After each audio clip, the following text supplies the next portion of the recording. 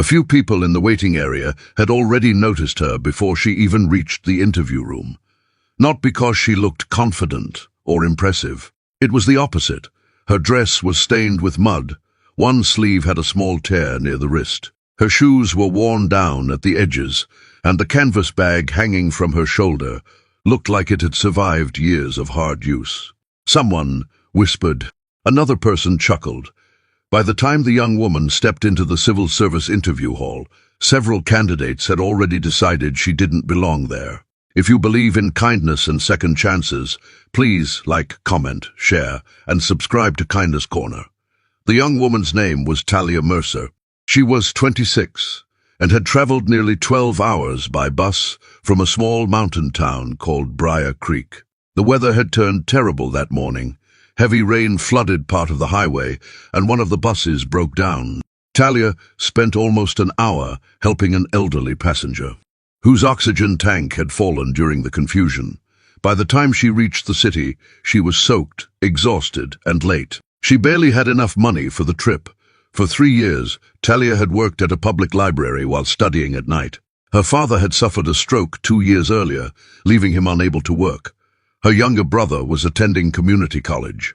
Most of the household bills landed on her shoulders.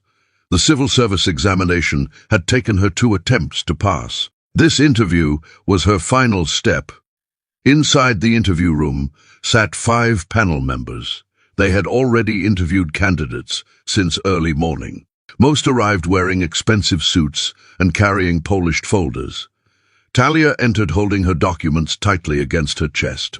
One panel member glanced at the mud stains and exchanged a quick look with another. The chairman, Harold Vance, noticed it too. "Long journey?" he asked. Talia gave a small nod. "Very long, sir." There was a brief silence. The interview began normally.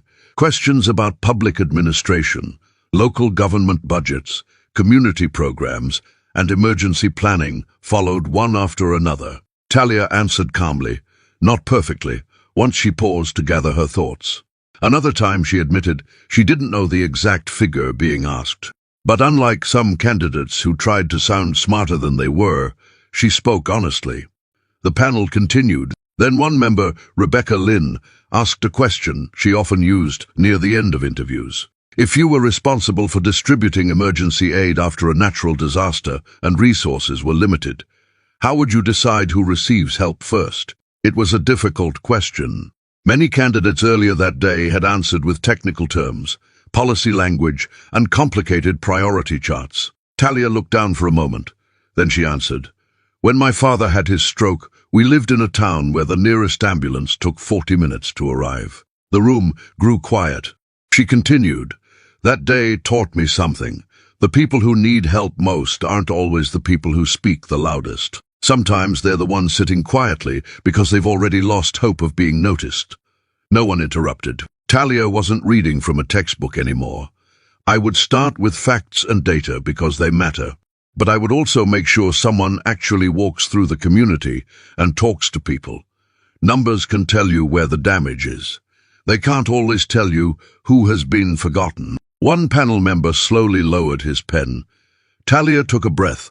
Public service isn't only about managing resources. It's about paying attention. Sometimes the biggest mistake isn't helping the wrong person. It's failing to see the person who needed help in the first place. The room became completely still. Nobody laughed. Nobody wrote anything. For several seconds, the interview panel simply sat there. Not because the answer was dramatic, because it sounded real. Harold Vance finally thanked her for her time. Talia collected her papers and left. Outside the building, she passed the same waiting area where some candidates had laughed earlier. Most avoided eye contact. She didn't think much about it. She was already worried about catching the last evening bus home. 3 weeks later, an email arrived while she was shelving books at the library. Her hands trembled slightly as she opened it. She had been selected, not at the top of the ranking list. Not because of special treatment. She had simply earned her place. Months later, during training, Harold Vance happened to visit one of the sessions. During a break, he recognized her. He smiled and said, "Your answer stayed with the panel longer than you probably realize." Talia laughed softly. I was just telling the truth, and maybe that was exactly why they remembered it. Comment: kindness still exists if you believe even one good act can change someone's life. If this story touched your heart, please leave a like and share it with someone who still believes kindness matters. The best public servants are not always the most polished people in the room.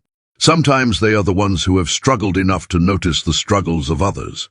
And often, the ability to see people clearly is worth more than any perfect answer.